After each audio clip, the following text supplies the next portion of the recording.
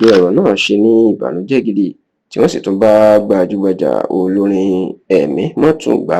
àti jùjú ni èèyàn Ajíhìnrere Joel Ọláyínká Ayéfẹ́lẹ́ ẹni tí gbogbo ayé mọ̀ sí Yínká Ayéfẹ́lẹ́ tàbí Ọjà lórí bí bàbá náà bó ṣe bú sẹ́kùn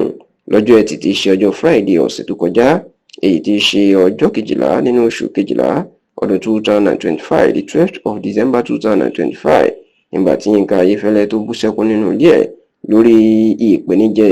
iyún àìlera bí ó ṣe lè dìde rìn tó sì jẹ́ pé àsìkò tí àwọn ọmọ ẹ̀ iyún àwọn ìbẹ́ta tó bí tí wọ́n bí léèrè àwọn ìbéèrè ọlọ́kọ̀ òjọ̀kan ènìyàn Yínká Ayéfẹ́lẹ́ inú mà bú sẹ́kùn èyí tó mú orí ọ̀pọ̀ àwọn èèyàn wú pàápàá àwọn obìnrin tó fi di pé àwọn náà wọ́n bá Yínká Ayéfẹ́lẹ́ sunkún tí ọ̀pọ̀ wọn tó sì ń fàdúrà ràn lọ́wọ́ pé Olúwa tó wà lórí ìtẹ́ tó ní gbogbo agbára láyé àti ọ̀run yóò ṣe ìyanu nínú ayé Yínká Ayéfẹ́lẹ́ ìyanu tí ò lérò yóò ṣẹlẹ̀ tí yóò sì padà fi ẹsẹ̀ méjèèjì tí ó fi rìn kì í ṣe tuntun mọ́ gbogbo èèyàn ló ti mọ Yínká Ayéfẹ́lẹ́ nǹkan tó sì fi mọ̀ jù òun ni pé ó ní ìpèníjà ẹsẹ̀ pé kò lè dá dìde kò lè dá rìn bẹ́ẹ̀ rèé kì í ṣe pé wọ́n bí Yínká Ayéfẹ́lẹ́ bẹ́ẹ̀ ó jẹ́ ẹni tó lè rìn dáadáa kódà ọ̀kan lára àwọn sọ̀rọ̀sọ̀rọ̀ orí rédíò tó máa ń ṣe ìpolówó ìyẹn jíǹgù fáwọn èèyàn ènìyàn Yínká Ayéfẹ́lẹ́ bó sì súnmọ́ gbajúgbajà akọni sọ̀rọ̀sọ̀rọ̀ ni olóògbé Kọ́lá Ọláwuyì dáadáa ṣùgbọ́n lọ́jọ́ 12 oṣù 12 ọdún 1997 ní ìtàn ayé Yínká Ayéfẹ́lẹ́ yí padà lójijì nígbà tó ní ìjàmbá mọ́tò lójú ọ̀nà Abẹ́òkúta ìyún lásìkò tó ń ti Ìbàdàn lọ sí ìlú Abẹ́òkúta ní ìpínlẹ̀ Ògùn tó sì jẹ́ pé ní ṣe ni ọ̀pá ẹ̀yìn Yínká Ayéfẹ́lẹ́ spinal cord inú mà kan èyí tí ò lè jẹ́ kó lè dìde dá dúró tàbí tí ó lè dìde rìn lásìgbà náà ìní Yínká Ayéfẹ́lẹ́ ló sì gbé orin kan jáde tó pè ní bitter experience tó fi ṣàlàyé ìrìn àjò bó ṣe níjàmbá mọ́tò níbẹ̀ ló ti kọ́ mo fi gbogbo ìbẹ̀rẹ̀ ọjọ́ ayé mi ṣiṣẹ́ mo tètè mọ̀ pa Ayéfẹ́lẹ́ mo ṣubú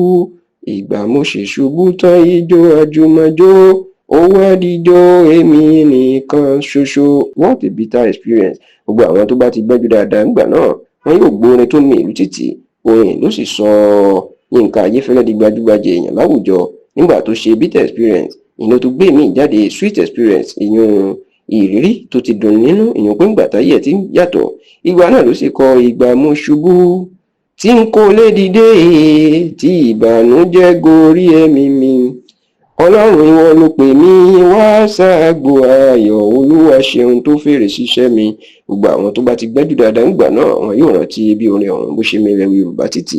àtìgbà náà sì ni Yínká Ayéfẹ́lẹ́ ti di ológun olókìkí tó ń lówó lọ́wọ́ ṣùgbọ́n tí ò lè dá rìn tí ò lè dá dìde tí kò sì lè dá bímọ ṣùgbọ́n lọ́dún 2019 ìrìn àjò Yínká Ayéfẹ́lẹ́ tún gbọ̀nà àrà yọ o nígbà tí Ọlọ́run dá láre tó sì jẹ́ pé odidi bẹ́ta ènìyàn Yínká Ayéfẹ́lẹ́ bílẹ̀ kan náà ṣùgbọ́n lọ́jọ́ Friday tó ń ṣayẹyẹ ìrántí ọjọ́ tó níjàmbá